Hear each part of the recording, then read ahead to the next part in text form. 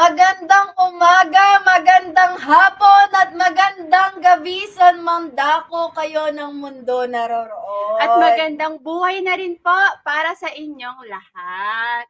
Sa ngalan po ni Boss Mike, Kami po ang inyong lingkod. Siya po si Chin. at siya naman si Jen. Yes! So, ano kaya ang pag-uusapan natin ngayon? Siguro naman, no, napanood niyo yung mga nagdaang hearing, tsaka itong huling hearing. So, i-rate kaya natin yung mga senators doon. Uy, parang gusto ko nga yan. Para Yes. magkaalaman kung sino talaga ang nangunguna sa mga senators na meron tayo ngayon. Yes. Lahat po ng aming sasabihin ay parang sarili po naming opinion yon. So, labas po ang mga dapat lumabas. At kung hindi nyo po magustuhan, nasa sa inyo na po yon. Ito po yung opinion namin. Ito po yung sasabihin namin. At alam niyo na, di ba? Opinion is wala pong tama at walang mali. Yes. So, start tayo. Yan. Rating senators during Alice Go hearing. Start tayo kay, yan, Risa Hontiveros. Medyo laki na din. Yan. The perfect chairperson for the hearing. Malinaw sa kanya ang purpose ng hearing at hindi ginagawang katatawanan or circus ang hearing. Spot on navigation, binabalanse ang mga tanong. Hindi pinapalusot ang mga rason ni Alice, laging may dalang ebidensya. Anong masasabi mo dito? Lakihan natin yung Yan. Sobrang galing naman talaga ni Senator Risa Hontiveros. Siya yung nag-i-stand, Nag-i-stand out sa mga senators natin ngayon. Yes. Walang no comment pagdating kay Senator Risa Hontiveros kasi magaling naman talaga siya. At alam mo yung parang yung pagiging senator siya talagang andoon sa nagagamit. Unlike sa ibang senators, hindi mo alam kung anong ginagawa nila dun sa hearing. Yung iba, display lang. Yes, display lang. Tapos, magtatanong lang pag kailangan depensahan yung sarili nila. Pupunta diba? tayo dyan later. Yes. Sana tumakbong Mas mataas ang yes. posisyon. Pero, para sa akin, siya rin ang nakikita ko kung parang pinaka-okay ngayon sa Senado. Totoo siya. Parang, siya nga lang nag-iisa lang no? Yung iba feeling ko, pagod na yung likod niya kabubuhat ngayon. Totoo, lahat buhat niya. Yung iba kasing magagaling for me, nasa Congress na diba? Sa mga senators dyan sa Senate hearing, si Risa Hontiveros ang nakikita ko nag-i-stand out at nagbubuhat sa lahat. Totoo yan. So, agree naman kami sa lahat ng nakalagay dyan dahil totoo naman na lagi rin siya may mga evidences na kapag in-interview niya si Alice Go. 100 over 10 sa amin yan. 1,000 over 10. 1,000. Next. Si Joel Villanueva. Ikaw naman. Okay. So, 10 over, yes. Lagi may mga pasabog na tanong, walang tapon din ang mga sinasabi. Just like Senator Risa, Senator Joel knows the purpose of the hearing. Bawat tanong ay konektado at progresibo, which is dapat naman talaga. Yes, wag yung puro kudalang kasi hindi na connected dun sa Kasi yung iba, ang daming say, which is hindi na connected dun sa issue. Totoo. Alam mo yung parang masyado na nilang pinapasok yung ibang issue na hindi na involved dun sa pinag-uusapan. Maraming quotables na talagang nagmamarka at nag-iiwan ng solidong punto. Tama. Laging may ganyan si Senator Joel, no? Yan yung last. And he performed a little well last hearing, but Senator Joel still delivered and all his assignment. And did his assignment. Nagawa naman yung parang part. Yes, yan. Kaya 10 out of 10 sa amin si Senator Joel Villanueva. Sobrang galing niya din, no? Nandun din yung pagka-professional niya sa senators dun sa hearing. Hindi siya basta may mga binibitawan ng salita. Tsaka, nanonotice ko sa ibang lalaki na senators, isa si Senator Joel na hindi siya nang i-intimidate or hindi siya nang sisindak, hindi siya naninigaw or nagtataas ng boses. Lagi niya pa rin dinideliver yung mga question niya in a nice way kahit nakakapikon na sila Alice, no? Parang ang haba ng patience niya. Unlike sa iba, wag na natin pangalanan. Next na natin yan. Okay, next. Will Gatchalian. Marami ring baong malaman na tanong. Just like last hearing, parang yung tropa mong tahimik lang sa umpisa. Pero kapag bumira, talagang tatamaan ka. So, next. Perform better compared to the last hearing. Yan. The composure was spot on. Sanwin really used everything in his, arsenal. Yan. Si Senator Will Gatchalian kasi, hindi mo talaga siya mararamdaman sa una. Alam mo yun, yung parang nag-o-observe muna siya, ini-stock niya yung mga nangyayari. Then kapag nagsalita ayan na. May laman naman. Yan. Kaya 9.5 out of 10 sa amin yan. Okay din yan. Yes. Next. Ayoko dito. Basahin natin. Yan. To be fair with Senator Jinggoy, nag-improve naman ang mga arguments. Grabe ang mood swings. Aktor na aktor ang datingan. Totoo. Ayun naman kasi yung sinasabi namin sa inyo. Hindi porket artista o sikat, yes, iboboto na. Oo nga, iwasan natin yung ganyan kasi nadadala nila sa pagiging senator nila which is hindi dapat. Dahil hindi lahat ng artista ay sige, magaling sa camera. Pero pag dinala mo sa Senado, ay ganun din ang magiging performance. Yes. Diba? Tapos, next is plus points sa mga props at ebidensya. Kasi kahit paano na napapakinabangan naman. Lagi ko nga siya nakikita siya. Lagi lagi siyang may screenshot na naka-print. Alam mo yung mga pictures, ganyan. Kung entertainment value lang, top 1 ito. Pero that's also, hindi ko mabasa. Downside, parang disadvantage. Yeah, minsan nagiging totoo yan. Alam mo yung parang yung parang, saan na yun? Ayan na.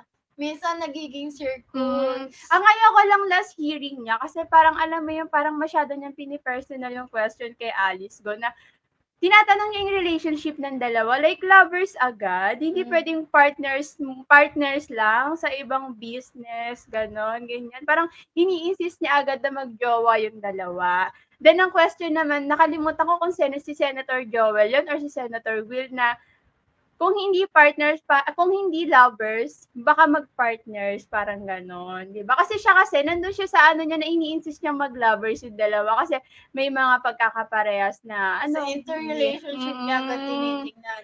Though pwede pa rin naman gumawa ng mga, alam niyo na, mga illegal na bagay ang dalawang tao nang hindi sila lovers. Tapos parang big deal niya rin dito yung pagbigay ng flowers ng mayor, yung nung isang mayor kay Alice. Parang ako tinitignan ko lang yung parang as a compliment lang, di ba? As a mayor to mayor, hindi naman siguro lovers or mandiligaw agad. Wala lang, para sa amin lang yun lang. Parang nainis lang ako dun sa hearing na yun ni Senator Jinggoy kasi naninigaw na rin siya, mahilig din siya sindak, nang-i-intimidate siya, tapos madali siyang mapikon. Ayun ang pansin ko sa kanya. Dapat bago ka maging senator, dapat ready ka na alam mo nang may mga ganyan kang, di ba? Pero minsan nagugustuhan ko rin yung pang-roast niya. Minsan lang naman. Minsan lang. Ako ayoko talaga. Kaya 2 out of 10 lang yan. Next. Si Tolentino, negative 1 out of 10. Hindi ko siya ramdam. Basahin natin. May punto naman ang mga sinasabi. Wala lang direksyon at hindi ko makonekta. Oo nga. Nasaan ka? Go. Walang naiambag na bago sa totoo lang. Nagmumukha tuloy na for publicity lang. Kailangan siguro mas magbigay ng argumentong kokonekta at mauunawaan din ng tao. While at the same time, makakatulong ng malaki sa hearing. Kasi parang ang layo. Totoo. Kaya nga hindi siya ramdam Alam mo yung parang hindi nagmamark yung mga questions niya, yung mga sinasabi niya during hearing. Kasi wala talaga. Yan, di ba? Pero may pahabol, sabing ganyan. Parang may ilalabas pa naman itong si Tolentino kahit papano. Tingnan natin sa mga susunod na hearing kung may ilalabas pa. Yan. Negative 1 out of 10. Dahil sa ngayon. Sa ngayon lang. Skip agad yan. Wala kaming masisay dyan kasi wala talaga. Next. Ay, eto, favorite namin to. Bigyan ng palakpak. Yes! Favorite namin to. Alam mo, minsan naiisip ko, parang nakakasama talaga sa tao pag nawawala ng buhok eh. Kasi nakakamuga, naapektuhan ng utak. Nawawala. Akala ko nga buhok lang ang nawala, ba't pati ang utak Totoo, lumipad? di ba? Yan. Sumisingit lang para linisin ang pangalan. Totoo yan, di ba? Alam mo yung pag sisingit lang siya pag alam niyang papunta na dun sa di ba? Kapag matadamay siya, kailangan niya agad Yes. ilabas ang sarili niya. Pag alam niyang yung mga questions, yung mga sagot is malapit na sa kanila, sisingit siya agad.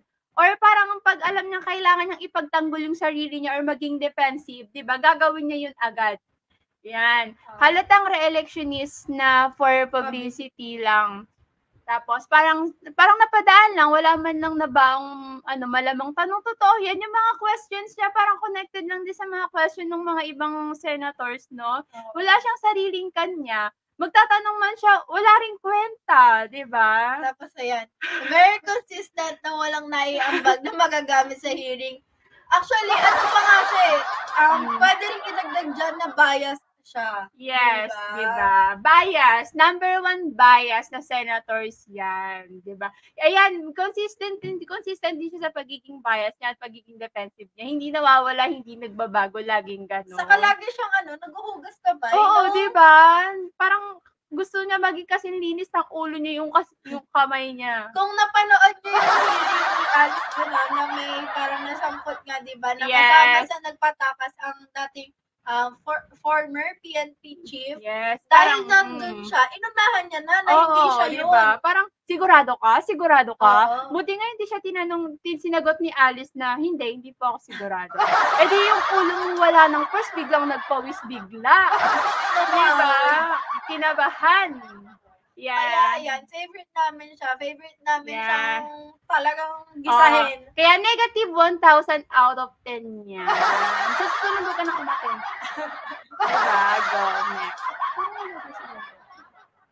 Eto, wala siya sa hearing diba? Pero isasali namin siya kasi parang siya yung nag-authorize na illegalize ang Pogo. Totoo. Isa siya doon. Yes. Diba dapat imbestigahan dito?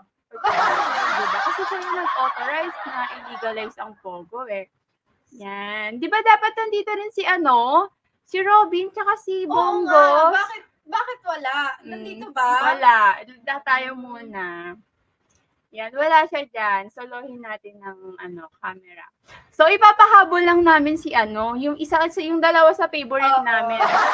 Si Robin at saka si Bongo. Ano naman masasabi mo kay Bongo at anong i-rate mo sa kanya? Yes. Negative 1,000. 1,000 kay Bongo? Bakit? Bakit? Robin yun. Ay, kay Robin. Kay Robin yun. Negative 1,000 Ako na mag-rate kay Robin kasi ko kay Bongo. Kay Robin, negative 1 million, pwede ba? Yeah, pwede yan. Kasi feeling ko wala rin naman siyang naiambag sa Senado. Bukod sa matulog, kumain, magsuklay ng bigot. Parang ang iniintindi niya lang doon, paano kapag in-hit siya, gano'n. Yes. Alam mo diba? yun, na hindi mo rin naman siya nararamdaman sa ibang issue, na parang di rin naman niya ginagamit yung pagiging senator niya. O baka wala rin naman talaga siyang masabi. Ako, ang masasabi ko kay Robin, parang nagsasalita lang siya sa hearing kapag may kailangan siyang ipagtanggol or may kailangan silang depensahan like Kibuloy, Duterte, ganyan, di ba? Pag may kailangan siyang parang may sariling interest lang, kay katulad ng pag-in-hit siya, ganyan, anong gagawin, ganito, di ba? Yun ang napapansin ko sa kanya, kaya negative 1 million din yan sa akin. Okay? Pagdating naman kay Bongo, hindi namin siya ganong ramdam, di ba? Kasi kapag hearing, hindi siya ganun ka-vocal. Like, wala. Wala. Alam mo yan, parang kung hindi mo siya makikita, hindi mo iisipin na nandun siya. Ewan ko kung anong role niya dun. Parang, akala ko nga wala na di ba? Ako dun, pero may mga hearing kasi na nakikita ko siya. Na, ay, andito pala to. Kompleto pala silang tatlo. Akala ko dun. Oo. Ang cute pa naman ng mukha ni Bongo. Alam mo yung parang mukha ng batang tahimik lang sa gilid lagi. Yung walang init mawalang kibo, gano'n. Kaya yun, sabi ko, negative 1,000. Alam mo, feel ko nga si Bongo, kaya tahimik siya. Kasi parang iwas siya na parang nagpapaka-playing safe na gano'n. Gano'n ang tingin ko sa kanya. Nagpapaka-playing safe siya na mas pipiliin niyang manahimik na lang kaysa magsalita siya tapos mamasamain ng lahat, mababash siya, magagamit pa sa kanya. Unlike sila Senator Risa, talagang nag-stand up sila kasi may pinaglalaban sila eh. Kaya ang top 3 namin dyan, si Senator Risa, yes, si Joel Villanueva, si Will Gatchalian. Ayan yung top 3 namin. Tapos yung iba kasi magagaling nasa Congress na. Yung next naman, ayun naman ang i-rate namin. Yung magagaling sa Congress. So, lahat po ng sinabi namin ay it's our own perspective. At sarili po naming opinion yon, pangit man o maganda sa inyong pandinig, nasa sa inyo na po yun, di ba? Kasi kayo din naman, may sarili kayong voice. Yes. May sarili-sarili po tayong paniniwala at opinion sa mga senators or kahit saan. Diba? Bala na po kayo nun, basta sa amin, ito yung sa amin. Diba? Okay, guys. Ayan po ang topic namin for today's video. Kita ko ang mag-rate. Next po, mag-rate naman kami sa Congress. Yan. Maraming salamat po sa inyong lahat. Kami po ulit ang inyong lingkod. Siya po si Chin. At siya naman si Jen. Thank you guys so much. Please don't forget to subscribe, like, and share. Yan. Maliit na bagay lang po yan, pero malaki para sa amin. Yan. Maraming salamat po. Have a nice day. Bye, guys.